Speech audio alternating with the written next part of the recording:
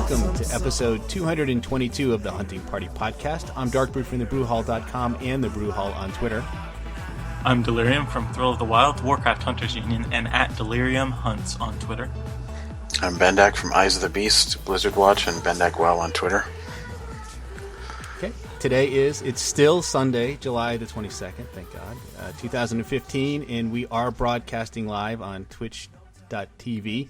So you can participate in the live chat room where our lovely moderator, Ali Sonder, is there to take your questions. And I understand there's already a discussion going on about the best or which is the worst expansion so far, whether it was Cataclysm or Warlords of Draenor, although I suppose you could answer with any of the previous expansions. I don't know. I'd have to say Cata is probably still my least favorite of the bunch. Do you guys have least favorites or... Yeah, it's really hard because the current expansion often feels worse, and it'll be hard to know until we get into nostalgia realm and start looking back. But right now, I feel like I enjoyed Cataclysm more than I did Warlords, for in-game content, at least. Yeah. Do you have a worst one when you hate the least or hate the most, Bendak? I don't know. It's hard to say. I mean, like you said, I think it needs some hindsight before I go and say that Warlords is the worst expansion, you know? Because Cataclysm I probably enjoyed that the least, but it's not necessarily the expansion, it's just how I was playing the game at the time, I think, you know? Like, I wasn't raiding that much in Cataclysm, so... I completely agree, because, I mean, technically, as each expansion has come about, they've probably made a lot of improvements, certainly quality of life improvements and things like that. So, technically each one is probably better than the one that came before it, but a lot has to do, like you say, with what activities were you doing, were you having fun doing it, and who were you doing it with, too. I always say Wrath of the Lich King is probably my favorite, but a lot of that has to do with the guilds I was in, the people that I was playing the game with influenced that more than anything. But I bet if we were to go back and play Wrath of the Lich King and be able to go, we probably wouldn't be as happy with it, given all the improvements and things that have happened over the course of the successive expansions. That's actually true because when we did episode 100, I went back and listened to you guys doing your old podcasts, and the very first ones you're all complaining about the Argent Crusade tournament. So it's not entirely the bed of roses we remember it. There were some negatives, but there's negatives in every expansion. And I just want to say that in this one, the story as you level is pretty good. We just forget about it because we've been at 100 for 5 months now. But that part, I think, was very well done. I would agree with that. Yeah, I agree. Leveling was fun. They just sort of stopped the story. At least it felt that way once you hit level 100. It just kind of went away for the most part. But anyway, well, why don't we talk about some Hunter stuff, because we actually do have Hunter news and things to chat about. One of the things that came up, this was in our Skype chat earlier today, actually. I think, Bendak, you had mentioned that you'd heard about some LFR queue issues. I don't do LFR, so this hasn't impacted me at all, but what was happening there? I guess a lot of hunters specifically were complaining about their queue times for LFR. Well, apparently there's a bug, and it's just... I guess, I don't know if you remember LFR and Cataclysm, where you could actually need and greed on stuff. Back then, it wasn't personal loot. That's right. Yeah. They hadn't done the personal loot. You're correct. So anyway, when they put a group together in LFR, they'd have only a certain number of male users, a certain number of leather users. And I guess in the back end, that system is still there for some reason. So because there's so many hunters, it's kind of increasing the queue times for hunters, and I guess shaman too. So all the malwares are getting and is it healers? Probably not healers, or is it just DPS, or if you're just a male weather? Well, I don't even know. I'm not even sure. It just apparently hunters are just experiencing longer queue times than others, and I don't really do LFR either, but I've checked out queue times, and depending on the day, it's time of day, it's like anywhere from 1 to 2 hours to get into an LFR wing, which is crazy. Yeah, maybe it's better on Tuesdays, but I don't know. Maybe, and And like I said, if you're in a guild or a regular raid team that goes every week, you probably don't have a strong need to go to LFR. Certainly not for gear, but if we're starting to skip a few bosses here or there, so at least we'll probably do that this week. So it might be worthwhile to hop in there just to try and get my tomes, because I don't have I'm still working on the tomes to get the legendary. So that would be the only reason I could think of where I might want to step into LFR. Although it hasn't been as bad this time around, this expansion. I mean, they really made it rather easy, I would say. At least I think I tried a few bosses in Blackrock Foundry and High Mall LFR when those came out, and it was really rather easy. I didn't think there was any issues with it compared to what it was in Mists of Pandaria. The LFR seemed a little bit more difficult last expansion. Yeah, it definitely was. It seems this time around they just sort of strip out all the mechanics, all the damage. You just have to stand there. I mean, we were sort of, like I said, unfortunately we don't do LFR. So if anyone in the chat room is doing it, if you've done, which was it, the Shadow Lord Iskar. Well, that's actually, I was going to mention that. That's coming out this week. Oh, it is this week. Okay. Yeah. So I'm wondering what they're going to do with the eye. If it's going to be, you can just completely ignore it or what. Because if you've done that encounter, it's going to be a nightmare in LFR if people have to pass it around. But I would agree that would be a very difficult mechanic to do in LFR with that type of group. I don't know how you would manage that. Even with, if you have the add-on, it certainly makes it much, much easier to manage. I love that add-on. I mean, you just look at who's got the debuff and click away. Yeah, it's called Iskar Assist. And it's very nice. There's not a lot of options and settings for it, though. So, I mean, occasionally I'll misclick. I'll hit the wrong person. I feel bad about that. Randomly toss the orb to someone. Huh. You deal with it. Yeah, exactly. It's so quick, though, it shouldn't be a problem. And if everybody has the add-on. Yeah, and it doesn't take that long to, you have plenty of time, really, to toss it out there, at least in normal. I haven't tried them in heroic yet, so I don't know how much difficult it is in heroic versus normal. It doesn't feel different. At least if you can do it in normal, you should be able to do it in heroic without any problem. But yeah, I forgot that they've really staggered the releases for LFR, for Hellfire Citadel. I think it goes into August. It will go into August before it's all said and done. They've really stretched it out. Yeah, 5 wings. So it'll go to, I think, August 25th or something like that for Archimond. That's right. I wanted to say, I thought it was like almost the end of August before you'd actually be able to go and finish it. Which is a long time. All right, so someone check the chat room. We've gotten Ali was saying some folks are having trouble hearing things. Is that still a problem for folks, or are you guys doing okay?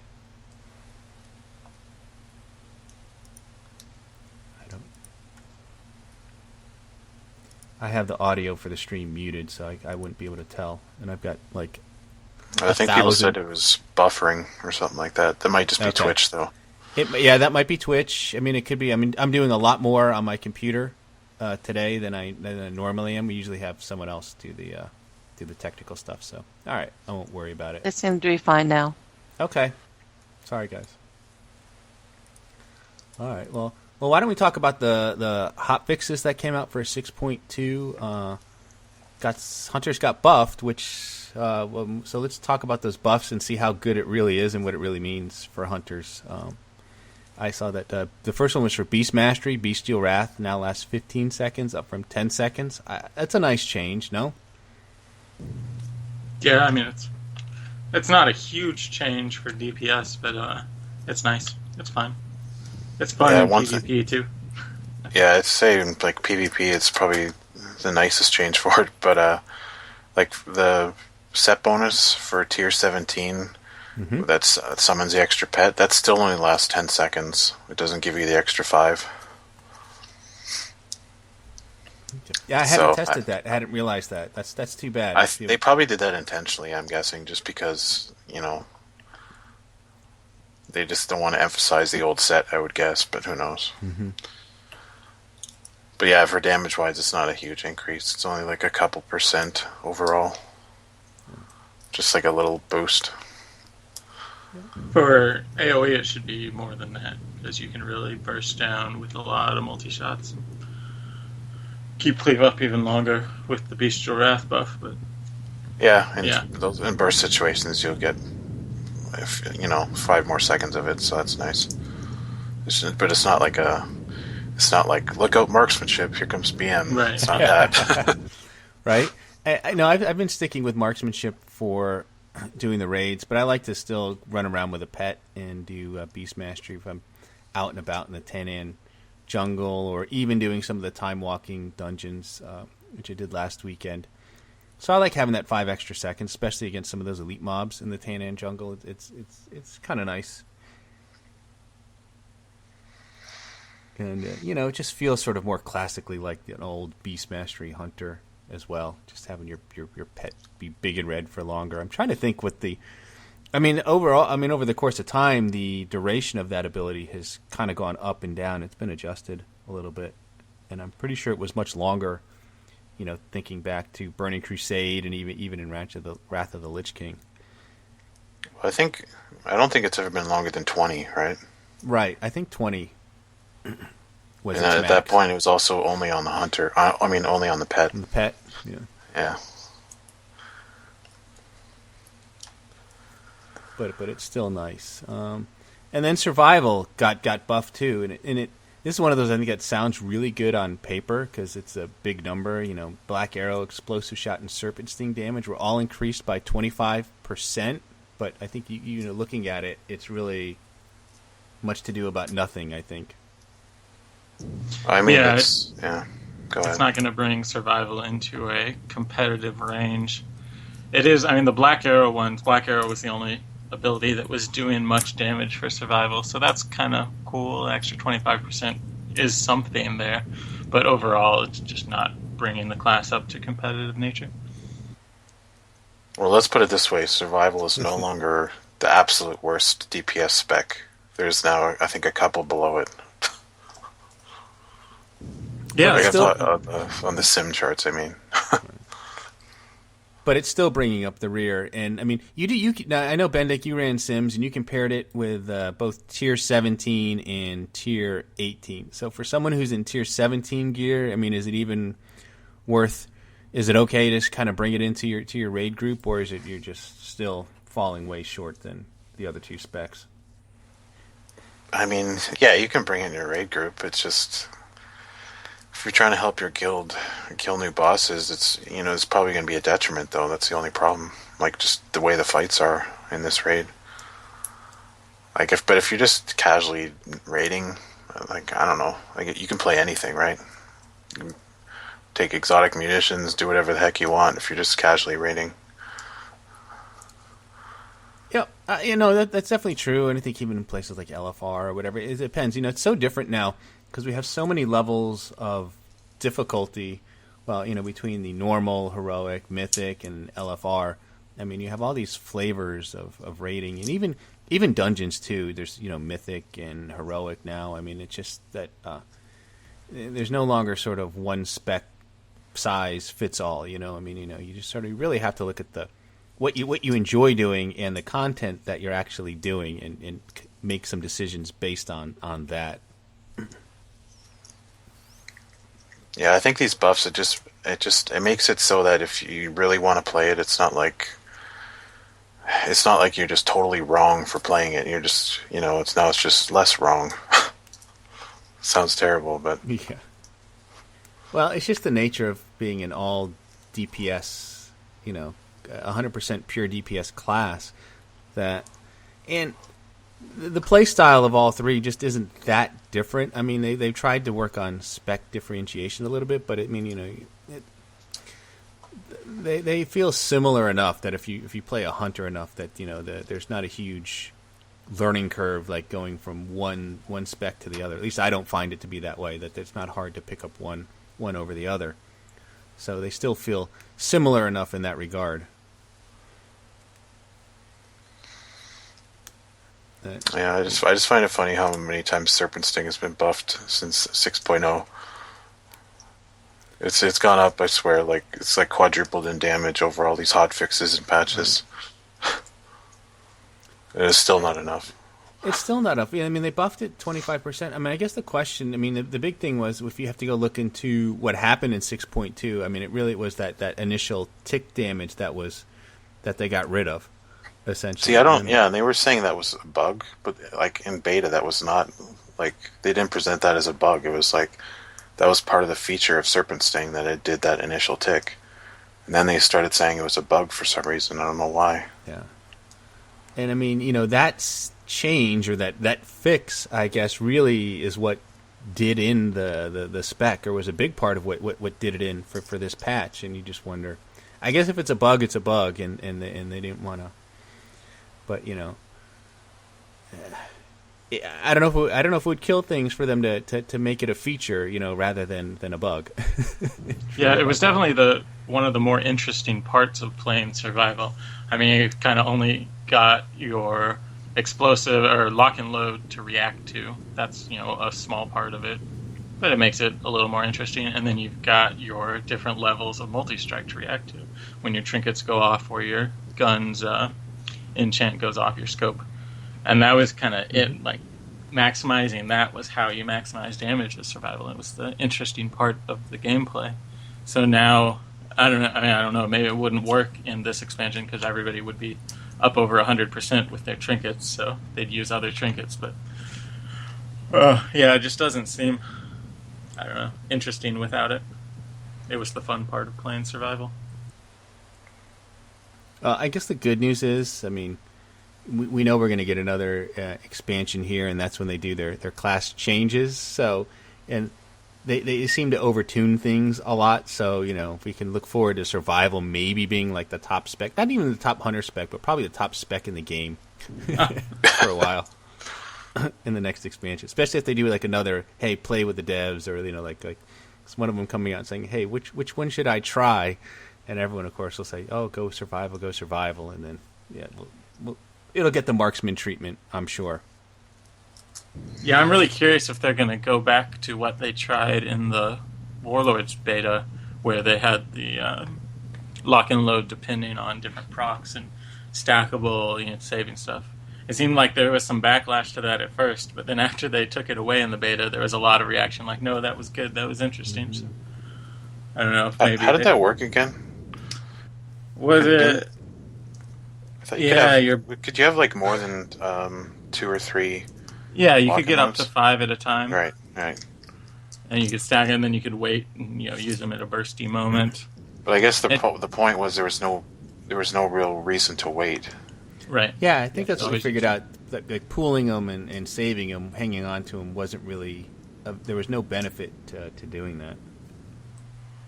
Right, there just weren't enough buffed moments where it would be soon enough to use them, and if you lost one of those, then you were in lots of trouble, or costing a lot of DPS. Yeah, and then there was the bear trap. The bear trap. Oh, bear trap. I guess I'm trying to think if they even put it. Did they talked about doing it? Did it ever make it into the beta for testing purposes? Not in the one we could play. I'm pretty sure. Yeah, not while I was in. I don't know if the really early Friends and Family maybe, but not when I got in. Yeah, I don't think. Well, the bear trap was also in one of the. I think it was Wrath of the Lich King beta. It was. Yeah. And I think there's footage of it out there. No, I'm pretty sure you're right because during the beta, I think someone might have even I thought I saw a video somewhere of someone using it from the Wrath of the Lich King beta, because that didn't even make it to the live game in Wrath of the Lich King. It's just something that I don't know. I don't think we'll ever see it, but yeah, survival definitely is going to need some work in the next expansion. There's no question about it.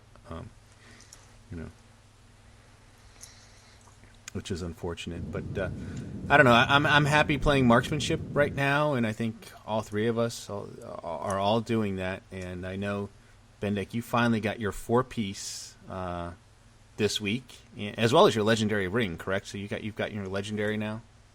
Yep, it's. I mean, it's all. I got a lot of stuff this week. I also got the Manaroth heroic weapon. It's like, I swear my DPS has gone up. There's just this week alone has gone up like 20k. And the Manaroth, that's a 715, correct? I believe. Yeah. Yeah, that's nice. Oh, the 4 pieces. It's the dream. So let's talk about the 4 pieces. The more you play with it, the more you like it. It's just so. It's almost like another spec. It's not even the same old marksmanship. Yeah, and it's just so powerful. And so what it does, it just makes your aim shot instant all the time, right? So you just have instant aim shots the whole permanently, which is nice. Which is sort of, it's interesting, right? Because we're used to having some of these tier bonuses just be a proc or something like that, and this is just essentially a fundamental change to the mechanics of the spec and of aimed shot, and it's big. I mean, you know. I mean, how many more aim shots do you think you're getting, number one? I can put an exact number on it, but it's a lot. I mean, before this, usually Chimera shot was often like the top ability, but now aim shot is like just way above it. You can just get so many of them off, and then the 2-piece bonus is pretty decent now once you combine it with that. Like by itself, the 2-piece is really crummy. Like if you're lucky, you'll get 1 aim shot in that window to benefit from it. But now you can, like, I often get I can get 3 aim shot, guaranteed crits from that little 4-second proc from the 2-piece bonus. I don't know. It's just powerful. Yeah, and you said you were getting pretty close to the crit cap, soft cap at least. Yeah, I think my crits I don't know. Well, I think now I'm at like 46 or 47%. So when you combine that with the scope and all that, yeah, it's so many crits. Oh my goodness! Yeah, I mean that's a big change too. I mean, when you think about having aim shot be instant, because it just makes managing, I would think, the rotation much easier now, right? I mean, if you're, it definitely is easier. It's surprisingly easier. It's like focus management, everything. I thought it would be harder, like you'd just be overspending your focus, but it's not, because like you just dump your focus immediately, and you spend the rest of your time just building up your focus, and it's a lot easier to manage focus actually. I would think so, because it's a long cast time too, and if you make a mistake and you're like, you hit it. Yeah, exactly. If it's like over 2 seconds cast, so you kind of like, should I cast it? It's like, well, I've already started casting it, so I guess I'll just let it finish, even though it's not ideal. And then, but for this, is just kind of like, you just build up your focus, you fire one off. Mm-hmm. If you don't get a Thrill of the Hunt proc, it's like, okay, I'll generate some more focus, and then fire another one off, and when you finally get a proc, then you can just hammer them out, Right. And I mean, and at least I find with marksmanship, I probably favor aim shot a little bit more than I should, to the point where I have a hard time squeezing in barrage, and I take barrage usually over glaive toss, but I almost want to have glaive toss because it's just easier to manage into that rotation. But I find a hard time remembering to fire barrage kind of on cooldown, or using it on cooldown. Yeah, for single target, I don't use it on cooldown really. It's the only time you really use it is if it's like, if you don't have like a Thrill to Hunt proc or rapid fire, or the target's not above 80% health. Right. And if you got nothing else to do, then you might as well toss in barrage. But I mean, use it obviously if there's more than one target, then it's higher priority, which is almost every fight. So you still use it pretty much every fight. Yeah. There are a lot of ads, but even so, I mean, a lot of those ads, I just feel like I'm more of a single target priority. It's true, yeah. If there's a lot of them up, usually there's one that has to die, and you're going to aim shot it anyway. Mm-hmm. So, and you don't want to waste that opportunity to use careful aim on the first hit.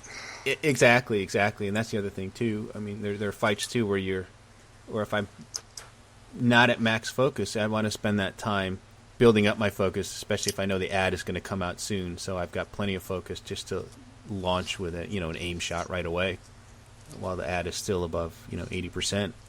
Yeah, those ads is like the one time when I don't shoot the chimera shot first, because you shoot the aim shot first, you're guaranteed you get a lot of that focus back, so it's just kind of more worthwhile. Yep. So on Archimond, I've actually been having a lot of fun working in Barrage, especially so if Doomfire, the big green orb, what's that called?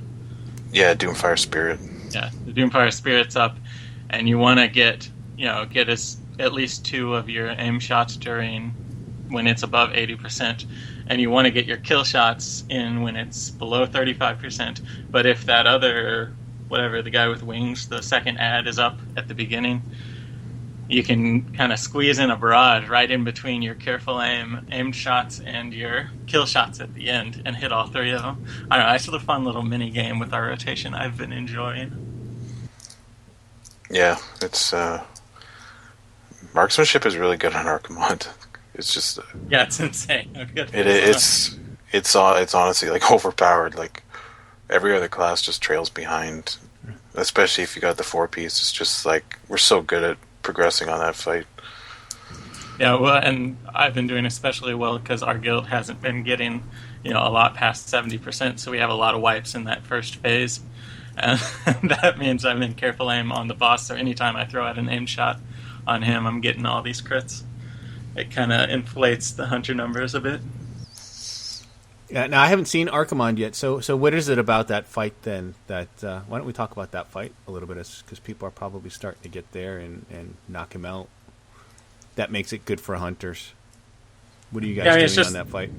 It's the single target kind of burst priority, which is Marksmanship's kind of thing. It's what we're so much of your time is spent doing careful aim or kill shotting, and when you're not doing that, there's opportunities to barrage 5 targets, so it's just constant awesomeness. And there is a good bit of movement management for Marksmanship that you can kind of try to maximize your damage there, and that other casters aren't going to be able to handle as well as hunters, because we've got that 3-second window of movement before we need to stop again. So I don't know, I've had a lot of fun playing on it. Not to mention when he moves to the fire pools, you just disengage away, and everyone else has to run over there. Mm-hmm. And that's why I think another great part of the 4-set for Marksmanship is, so when it's called Allure Flames or Allure something. Yeah. And he drops these green puddles, and you got to get out of the way in half a second before they turn into flames. So you really want to disengage, and if you don't have the 4-set, you've got to time some instant shots so you can be using your disengage immediately. You don't want to have to wait or cancel your cast in the middle of it. But with the 4-set, you can just spam some aim shots and just hit disengage in between shots, and it works out really well. It's just Another thing that the 4-set's good for is in the last phase. I don't know if you've seen it, but those spirits spawn out of the other realm. Mm-hmm. They charge at players. Anyway, they run across the room, and they have to die really fast, because if they hit a player, they explode, do a bunch of damage, and put a healing debuff on them. So when your aim shot has to be casted, sometimes it's just not in time because they move so fast. But with the instant aim shot, it's just bam, bam.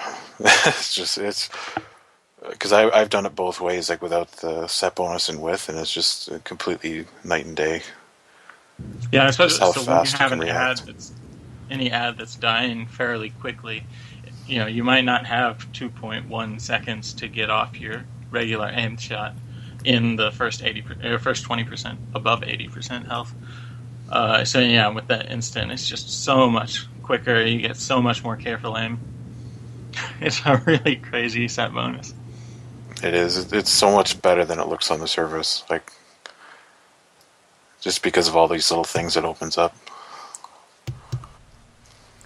And you wonder too, and this is happens every now and then. They'll introduce a set bonus that is so good that it's almost hard to go back and live without it. So you wonder if making aim shot instant could be something they do as a baseline function of marksmanship in the next expansion, or would that just be too crazy? I mean, obviously they're okay with it in this setting, so the idea that it would be like that all the time isn't too far-fetched. Yeah, I saw that in our show notes here, and I just can't imagine it happening. I mean, I think it's exciting right now. For one tier, it's going to be fun, but eventually it's just too overpowered for such an easy spec to play. It's MM is pretty easy right now. I don't know who it was mentioning in our chat room here, you're starting to see a lot of people making fun of MM with the 4-set because you've got 3 buttons to press and everything's instant. I don't know, it's just, there's not a lot to it. And it's exciting right now because we've been dealing with these huge cast times, but for more than one tier, I think it'll just get boring. They'll have to nerf it, and then it won't be as exciting because you don't get the huge crits all the time. So yeah, I can't imagine that working unless they totally rework the spec. I guess PvP would be a problem too. I'm guessing it's a lot of damage you can pump out in a few global cooldowns. Yeah, that's true, and I hadn't really considered the PvP side of things. So maybe not. And that would be the big fear I would have too. Is that it would, like I said, if it's that good, yeah, they might make aim shot instant, but then they would probably nerf it so that it's now feels watered down. It just feels like a arcane shot, and then it's not that, and it actually would feel a lot like an arcane shot, which is not the goal of the spec. But it's interesting because I always thought marksmanship was supposed to be kind of the more complicated spec going into this expansion, and now they tweaked it enough here with the 4-piece that it becomes a fairly simple spec to play. The 4-piece makes it easier. I'd say without the 4-piece, I mean, you still have to do a lot of thinking and pre-planning, even though it's a few buttons. You still gotta think where your focus is and where it's going to be, because it's not as quick to react when it's not instant. But yeah, as it is now, it's you can focus on the fight mechanics and stuff and just put out insane damage. Yeah, and that's simpler than I'd say it's even simpler than SV was in BRF, which was kind of known as this is the easy one that still does pretty good damage. And so you saw a lot of hunter raid leaders. I think Roger was playing it because it was a little bit easier and he could focus on raid leading. And I feel like that's kind of how marksmanship is looking with the 4-piece. Simple, easy to play. You can focus on other things. You have plenty of time to look at your sniper training, so it's not like sniper training is this extra thing you have to think about. It's kind of the only thing you have to think about. Well, and that's sort of where I was going with that too, because it's become easy, and survival was kind of pegged as the simple spec for hunters, and that was part of the reason why I think it got nerfed a little bit. That the damage wasn't as good because it was very simple to learn and to play. But now it seems like we've got this spec in marksmanship that is almost as easy to play as survival ever was, and yet it's doing pretty amazing damage overall. Yeah, it's just the whole thing how we can just focus on the fight. It makes hunters with the 4-piece just so good for progression, and the fact that we actually are encouraged to target switch because we do more damage. Yep. That's just even more benefit to progression because the hunters they want to be on the ball with target switching, when normally people don't like to target switch because it hurts their DPS, but for us it increases it. And I think that's really the major point with hunters right now, and I think especially at lower gear levels before you get into a lot of the tier 18 gear, BM, you might be able to do significantly more DPS on AoE type fights, but that marksman does important damage. It does a lot of damage. It's the exact damage you need done to progress in the fight. It's necessary damage, I guess. Yeah, it's exactly. Not there's no real padding on there except for maybe barrage.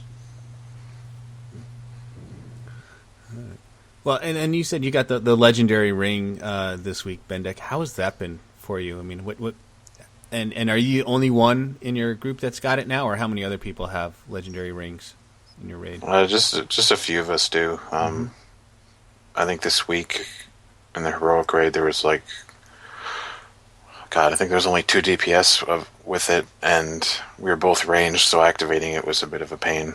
But you know, it's good now. I mean, it's damage. It's right. It's not as exciting as getting the legendary cloak though, because that's more personal, and it's, I don't know, it was just cooler, I guess. Yeah, this thing is.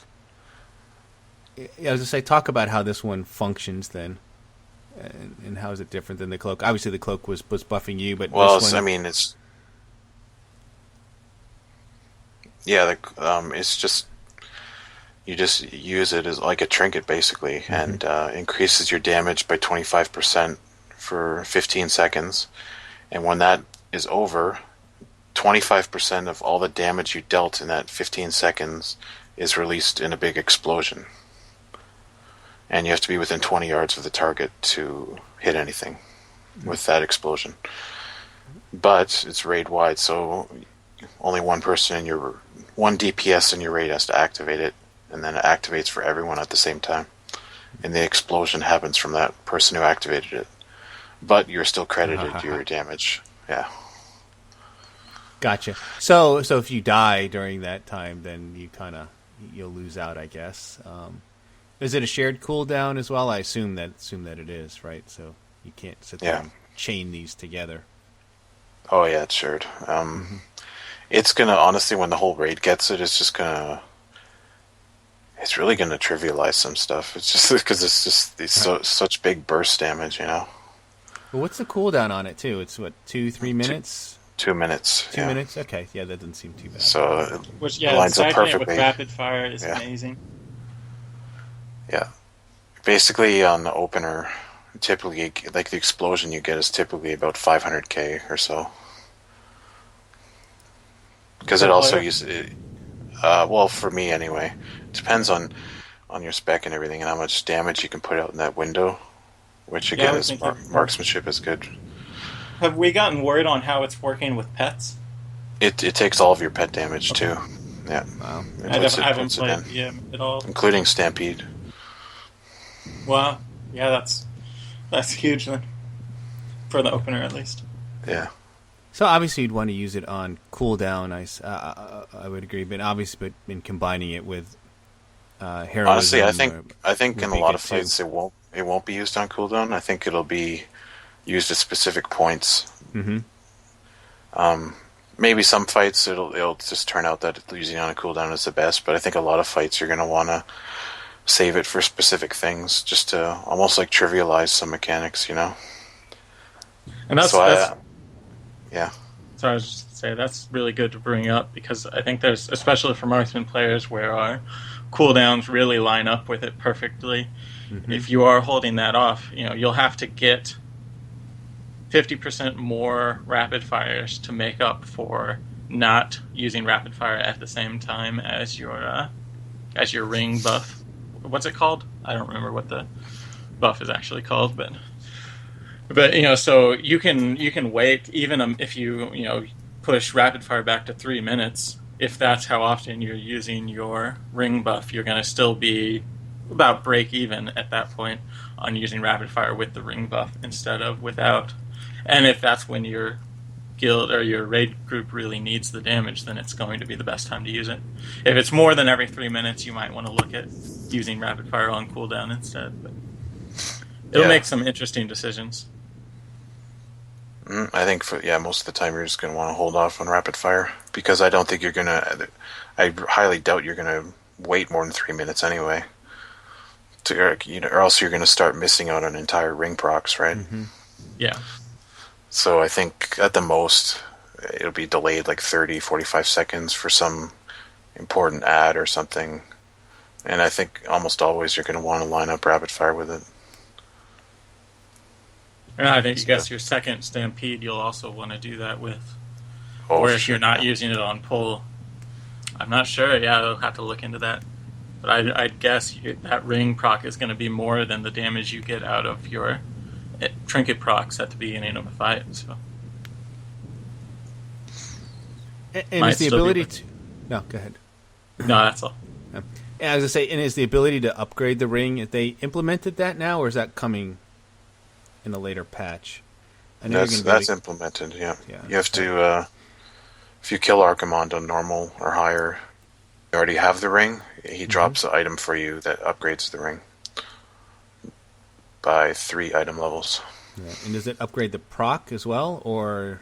Yeah, everything. It does. I thought so. I thought that scaled. So yeah, so it's going to be pretty crazy. I guess that's going to be their way of nerfing the encounters, so to speak, by buffing us that way and making things a little bit easier as you go along.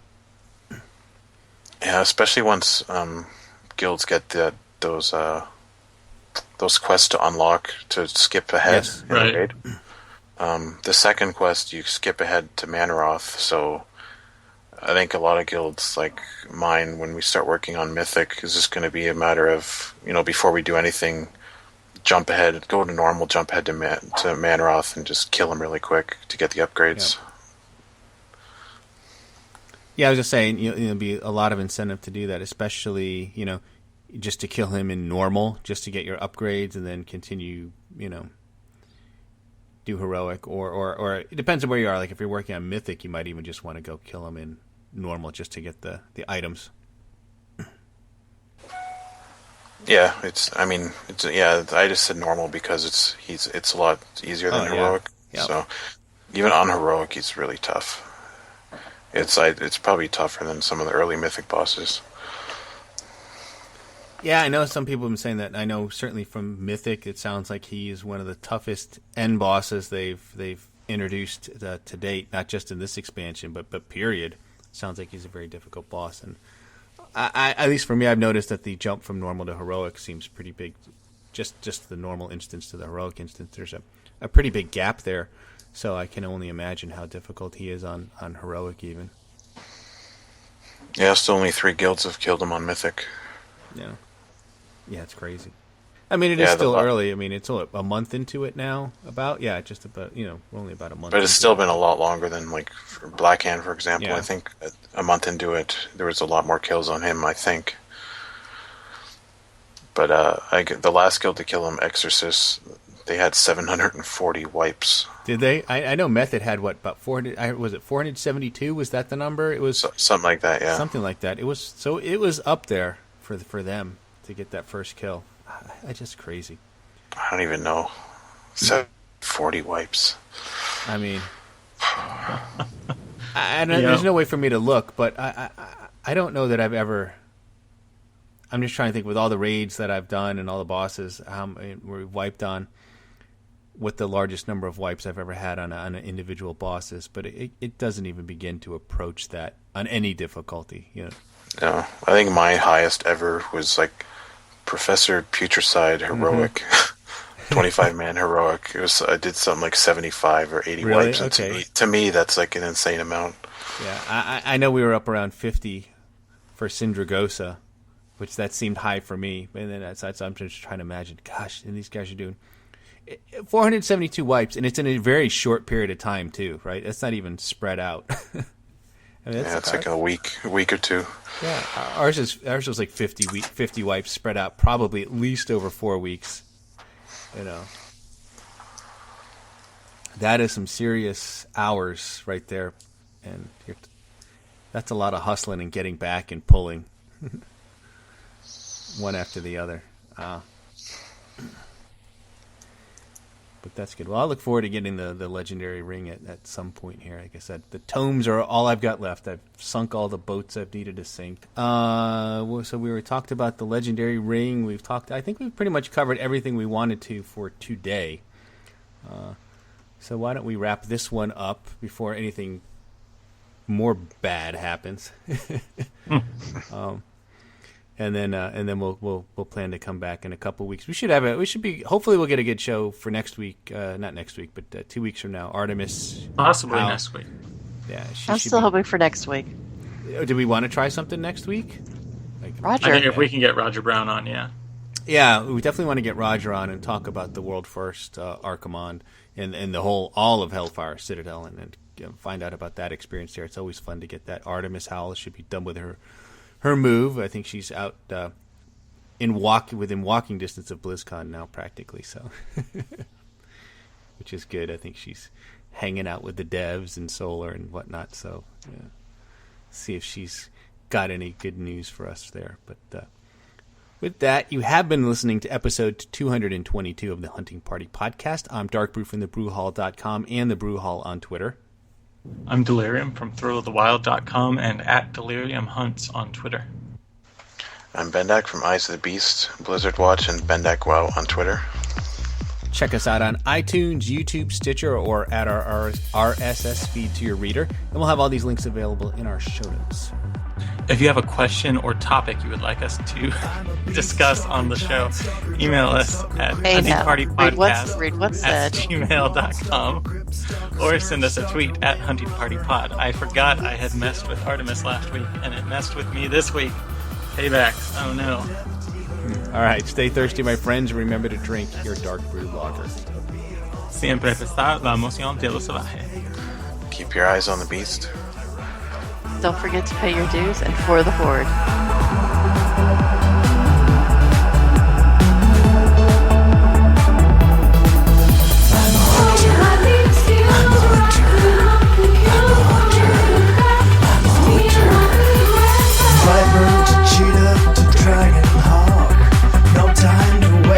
I can jump shot, BM, MM, and SB.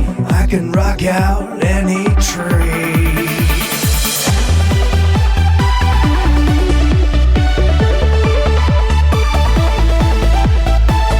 Never worried about my threat, 'cause I've got FD and misdirect.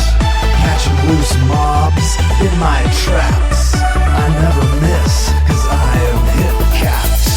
'Cause I'm the hunter, not the marked. I'm the fighter, not the spark. I'm the kiter, not the kite.